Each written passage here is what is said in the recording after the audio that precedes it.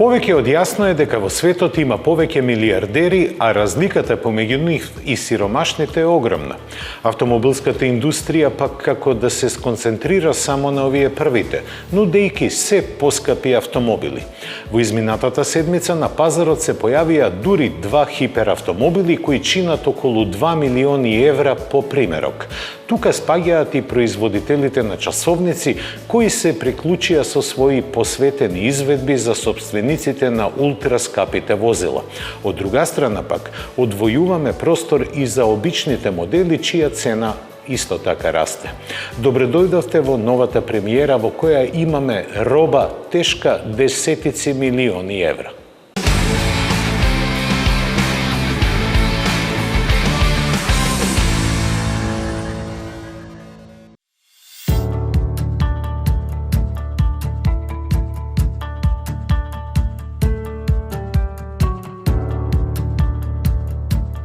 Италијанците имаат уште еден супер автомобил за фалење. Доаѓа од скоро 100 години старата каросерница Туринг Суперледжера од Милано и е наречена Резе RH95. Одличниот изглед е плод на богатото наследство што оваа компанија го има. Дизајнерите балансирале меѓу театралноста и уметноста, креирајќи уникатен автомобил кој остава без див. Техничката основа е непозната, но се претпоставува дека е од Ферари F8 Tributo.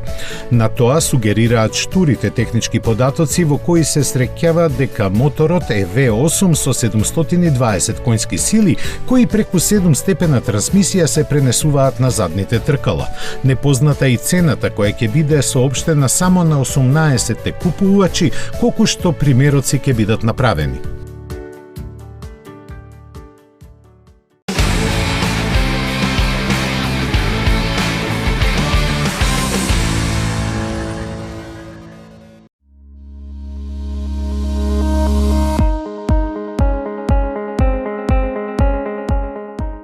Honda подготви интересен новитет за Индонезија и околните пазари. Замислен е како комбинација на кросовер и повеќе наменско возило и треба да го замени сегашниот BRV. Затоа и исто како него има 3 реда со 8 седишта, стуткани на должина од околу 4,5 метри. За сега се уште се води како концепт, но известно е дека скоро се на него ќе остане исто и во серискиот модел. Линиите му се извлечени според најновата дизајн филозофија на марката, а внатрешноста е обликувана во модерен минималистички стил. Со оглед на пазарите на кои ќе се продава, опременоста не му е ниво на какво сме навикнале кај Honda, а скоро сигурно нема да има ниту хибриден погон. Во спецификациите се споменуваат 1,5 литарски бензински и дизел агрегати со 121, односно 99 конски сили. Тие ќе се пренесуваат само на предните тркала преку 6-степен мануелен или опционален CVT менувач. Целосните детали за овој модел на Honda се очекуваат во август, кога ќе се знае дали тој евентуално ќе има пазарна кариера и надвор од Азиско-Пацифичкиот регион.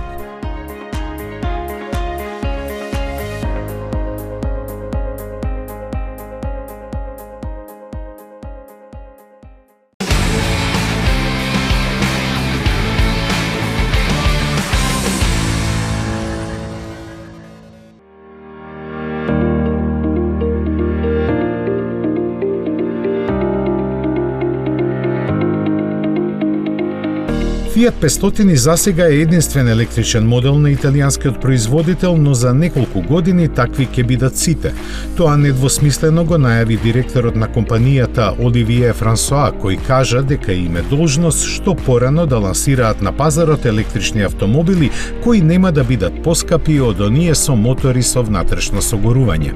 Тој прецизираше дека радикалната промена за Fiat ќе настане помеѓу 2025 и 2030 година, до кога целата линија производи ќе стане електрична. За остварување на оваа цел потребна е изградба на фабрика за батерии во Италија, за која групата Stellantis веќе се заложи. Тоа е неопходно заради намалување на цените на батериите и зависноста од глобалните индустријски текови. Покрај ова, Франсоа најави дека тркачката патека која се наоѓа на покривот на старата фабрика Лингото ќе биде претворена во ботаничка градина.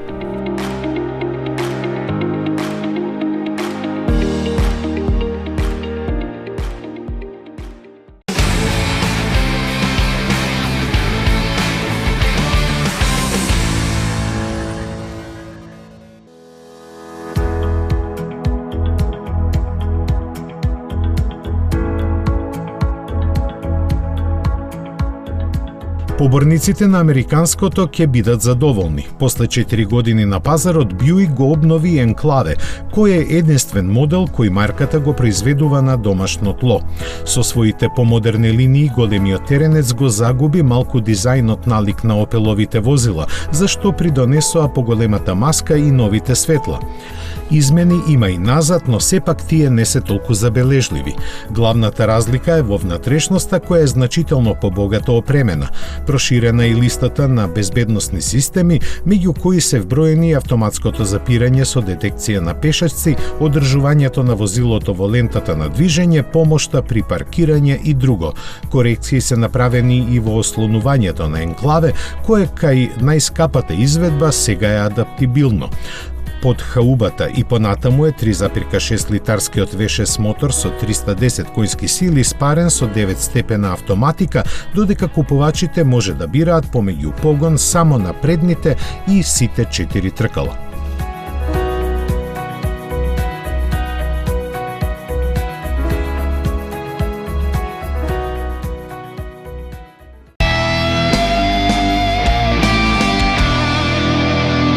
Како ќе изгледа возилото на иднината? Ќе има предни светла кои личат на лавовски заби. Лавовски заби?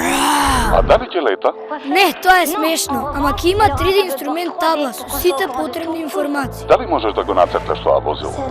Јас не цртам толку добро, но може нешто како ова.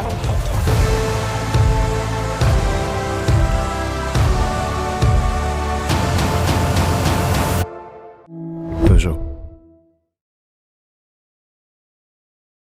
Нов автомобил го сакам, но овој пат има правила.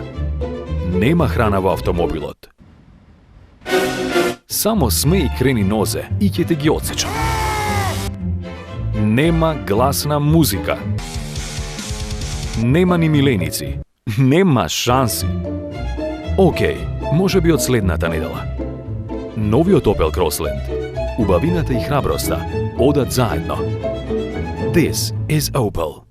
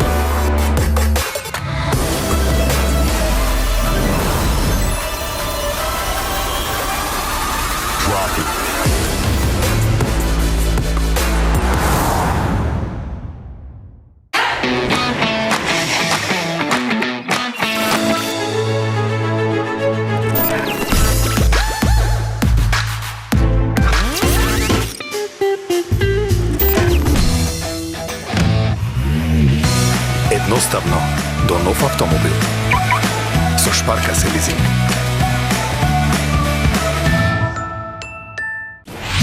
Метрополис, број 1 радиомрежа.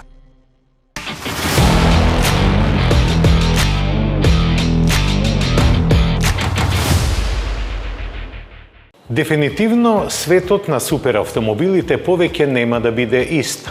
3 години после премиерата на концептот C2, хрватскиот римац автомобили импресионираше со сериската верзија која го носи името Невера. Името го доби според силната јадранска бура која се појавува од ненадеж. Изразита е силна и причинува голема штета. Во овој случај, хрватската марка е сконцентрирана да наштети на етаблираните марки кои обстојуваат со децении.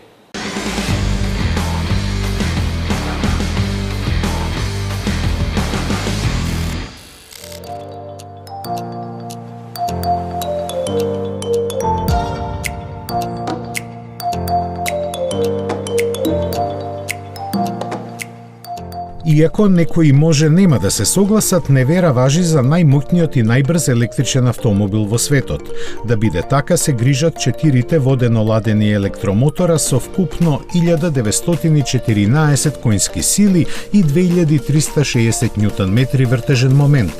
Тоа гарантира фантастични перформанси, забрзување до 100 км на час за 1,85 секунди, а до 300 за само 9,3 секунди.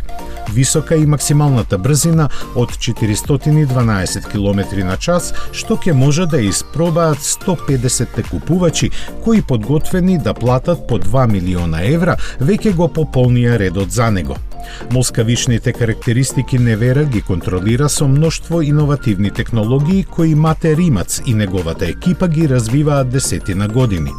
Основајќи ја компанијата како 21 годишно момче, овој млад Хрват сега е партнер на Порше и Hyundai кои имаат акции во Римац автомобили, а соработува и со Астон Мартин, Koenigsegg, Jaguar, Seat, Pininfarina и други. И не само тоа, на добар пат е неговата компанија да стане собственик на Бугати. Гледајќи ја Невера, мора да кажеме дека сите успеси се заслужени. Добро избалансиран во секој поглед, овој електричен автомобил има потенцијал да ги смени правилата на игра во овој сегмент и да го подигне нивото на стандардите и за другите. Во тоа ќе помогнат и полуавтономните можности кои ги обезбедуваат лидарот, 6 радари, 8 камери и 12 ултразвучни сензори. Може да го стартува само собственикот, а иновативните батерии од 120 киловат-часа ќе обезбедат до 550 километри автономија.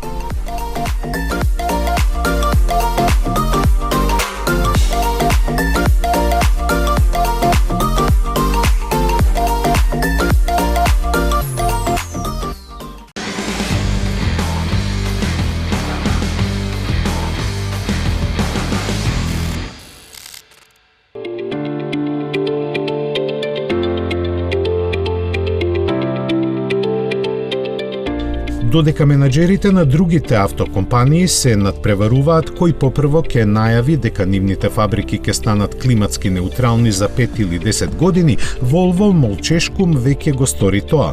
Плански, работејки дури од 2008 година, швеѓаните успеа својата фабрика во местото Торсланда во близина на Гетеборг да ја трансформираат, таа повеќе да не влијае негативно на глобалното затоплување на планетата.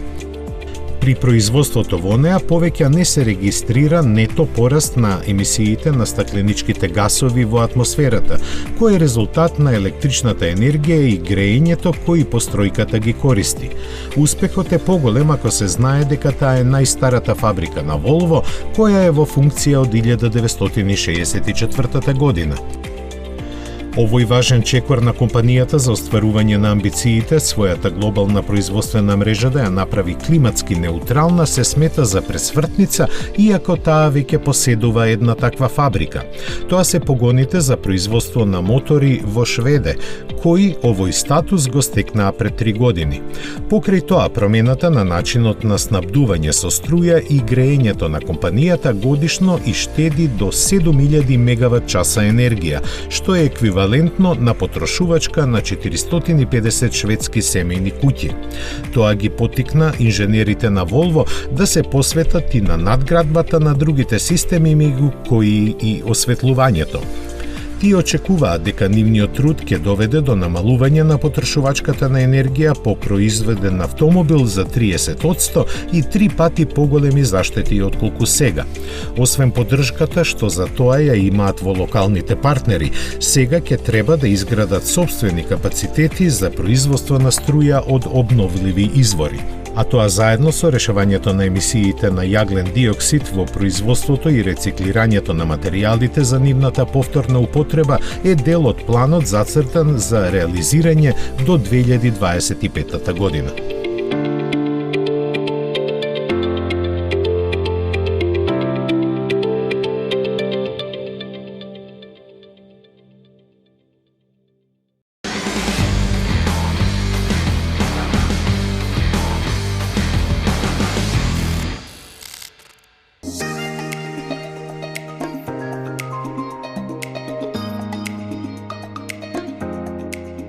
Додека европјаните го очекуваат Јарис Крос, Тојота на американците им ја понуди ваквата изведба на Корола. Овој модел беше представен лани во Тајланд и лансиран на тамошните пазари, пошто за него не се слушна многу. Затоа и почетокот на неговото производство во Бразил за латиноамериканските земји помина некако незабележано. Сега пак, практично без никаква најава, Корола Крос под слоганот «Кросовер за кој не знаевте дека ви треба» беше покажан и во Соединетите Американски држави. Поставен е на истата платформа како и CHR, од кој сепак доста се разликува според пристапот кон купувачите. Изгледот му е далеку посмирен, практичноста на каросеријата поголема, а внатрешноста позната од стандардната Корола. Должината му изнесува 4,46 метри, што е за десетина сантиметри помалку од RAV4. Црните елементи на каросеријата со кои таа добива теренски изглед покажуваат дека во понуда ќе биде и верзијата со погон на сите тркала. Нив преку CVT менувач ќе ги задвижува дволитарски бензински мотор со 171 конјска сила. Делува малку чудно што нема да има хибрид во понудата, барем не на почетокот, но има добра причина за тоа. Имено, овој кросовер ќе се произведува во заедничката фабрика на Toyota и Mazda во Алабама, која треба да започне со работа при крајот на годинава. Тогаш ќе стартува и продажбата на Corolla Cross, кој заради очекуваната цена од $20,000 воздржано е потполнет со опрема во однос на другите модели на Toyota. Како и дали воопшто ќе биде понуден во Европа не е познато. Според досегашните најави, во наредниот период треба да започне да се произведува уште во Јужна Африка и Јапонија.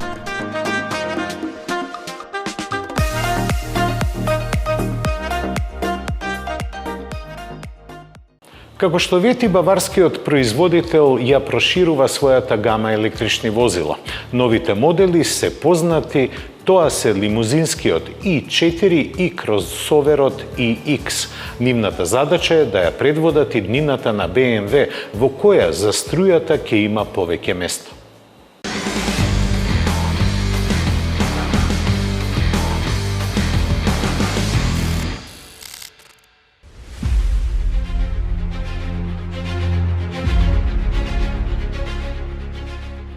Се запознавме прво со iX уште лани во ноември, но тогаш ни беа сервирани само општи информации за него.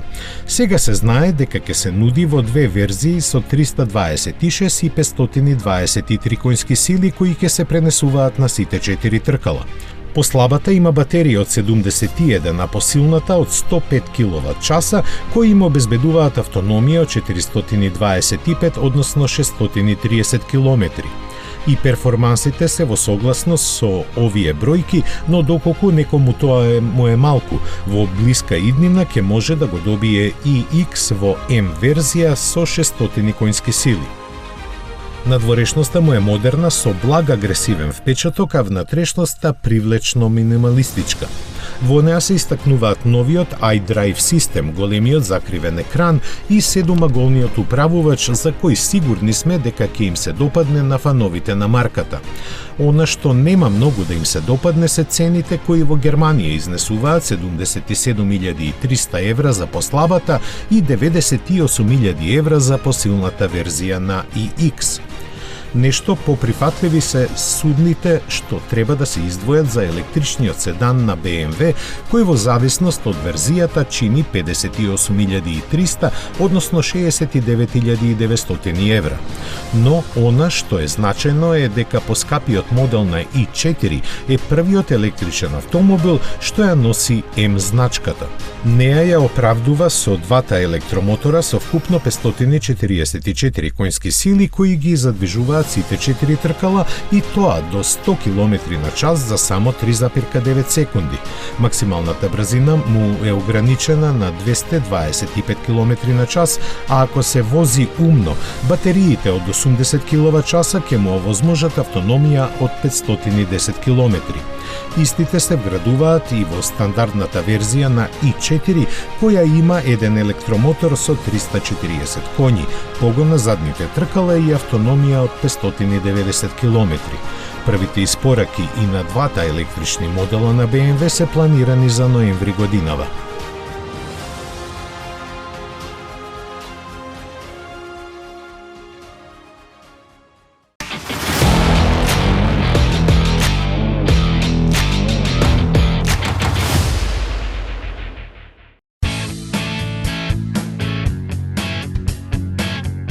Кога ќе се спомене кабриолет, автоматски се помислува на сино небо и многу сонце, а не на дебели минусни температури. Токму тие беа предизвик за Lexus, чии инженери сакаат да испробаат колку нивните возила се издржливи и во такви екстремно остри временски услови. Затоа на тест го положија LC500 Cabrio, кој е единствениот отворен модел што го имаат.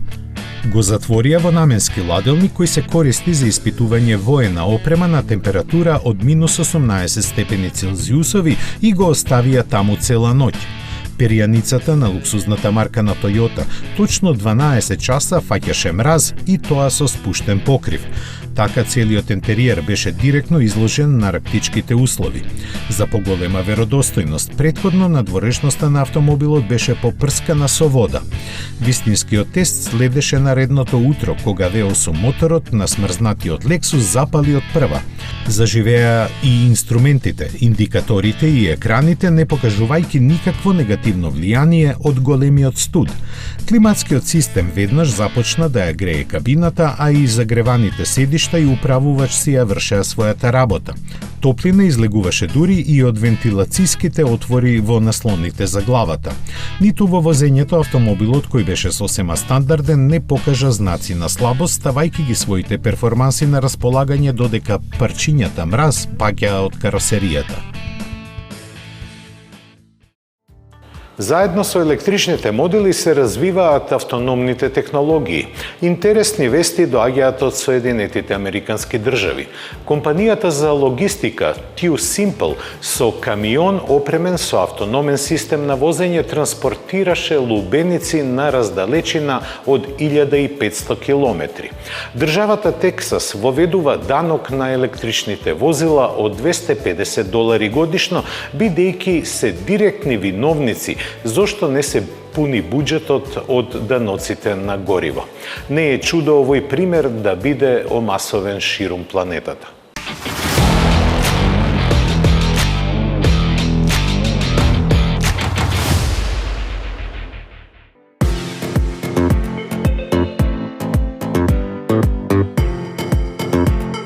За да ги демонстрира можностите што ги пружаат автономните камиони, американската компанија TuSimple изврши транспорт на лубеници од Аризона до Оклахома.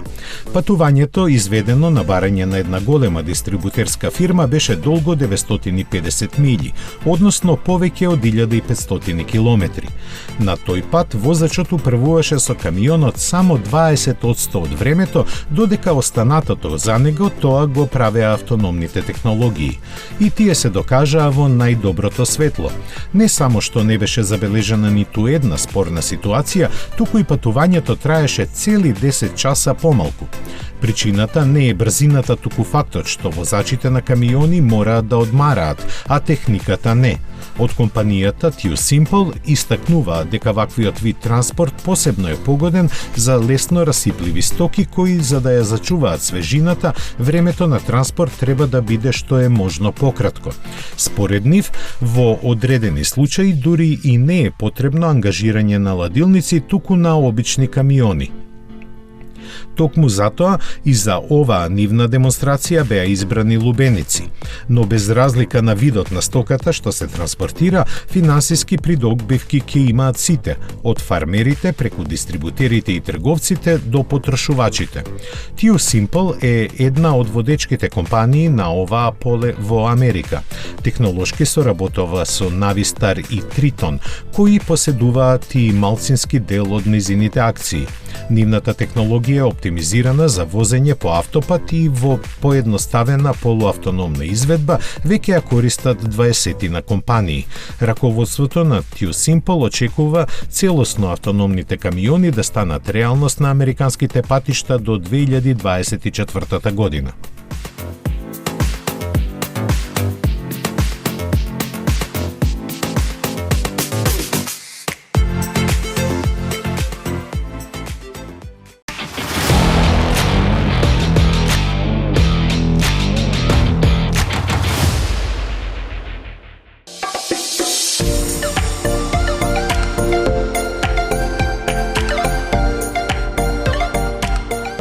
Дојде и тој момент. Место да се делат субвенции, некои американски држави размислуваат да ги оданочуваат електричните возила. Причината е едноставна. Ги има се повеќе, а не трошат бензин кој носи буџетски приходи, заради што разликата треба да се компензира со нешто друго. Најдалеку со оваа идеја отиде Тексас, каде веќе се споменува висината на новите давачки. Првичните бројки кажуваат за суми меѓу 200 и 250 долари годишно, дополнително зголемени за уште 150, доколку се поминуваат поголеми километражи. Веќе е изготвен и предлог закон кој поддржан од републиканците кои се на власт може да стапи на сила уште овој септември. Се проценува дека со него ќе се обезбедат приходи од дополнителни 38 милиони долари кои секоја година ќе се удвојуваат. Дека е дојдено време за такви давечки сведочи и оданочувањето на разните здруженија за популаризација на електричните возила, кои генерално не се против тоа, туку сметаат дека е праведно да се наплаќа според поминатата километража. Она што во јавноста малку се знае е и фактот дека во 20 на американски држави сопствениците на електрични возила плаќаат помеѓу 50 и 200 долари поскапо за регистрација.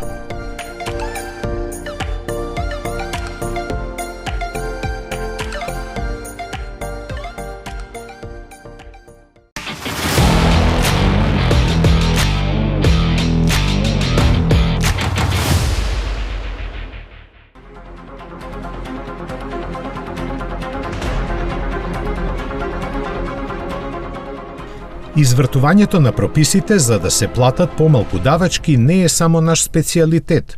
Тоа го прави и Форд во Америка и тоа од 2013 година кога започна да го продава Transit Connect. Бидејќи се произведува во Турција, тој подлежи на царина во висина од 2,5% за патничката и дури 25% за доставната верзија. Но Форд сите возила ги увезува како патнички, при што доставните се опремени со ефтина задна клупа која едноставно се демонтира.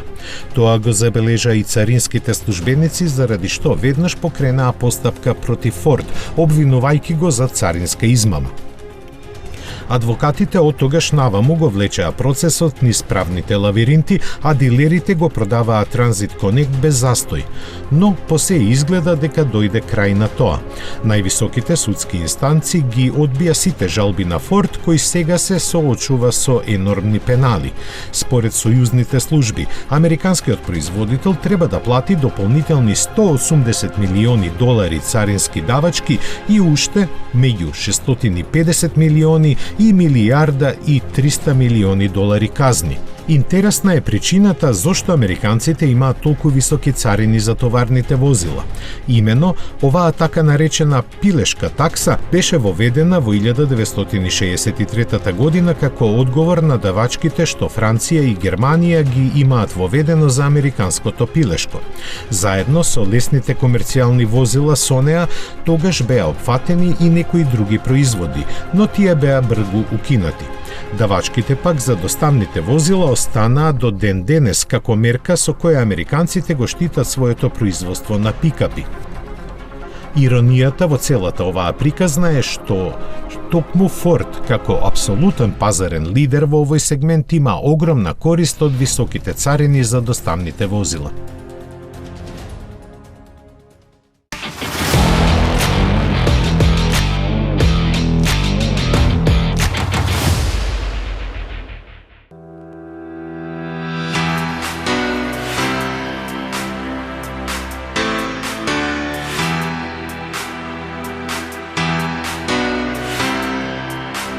Делејќи е истата страст за совршенство, Астон Мартин и Жирар Перего заеднички го представија првиот часовник произлезен од нивната соработка. Наречен Tourbillon with 3 Flying Bridges Aston Martin Edition, ова врвно мајсторско дело изработено од квалитетна титаниумска легура и куќиште во облик на обрач од јагленородни влакна. Тоа овозможува чист поглед кон механизмот што го носи дизајнерскиот потпис на џебните часовници, кои швајцарскиот производител ги правел во 19-тиот век. Се гледаат и сафирите, како и неколку делови кои се од бело злато. Иновативноста која ја надминува границата на екстравагантност не завршува тука. Микророторот е исполнет со бела флуоресцентна материја која во темно светли со сина боја. Добрите познавачи на високата часовникарска мода ќе забележат уште некои рафинирани детали. Такво е ремчето од телешка кожа со гумени инсерти и дизајн кој потсетува на тркачките модели на Астон Мартин од минатото. Но сите без исклучок ќе забележат дека овој часовник е еднакво скап како и возилата на британската марка од сегашноста. Неговата цена изнесува цели 113.000 фунти.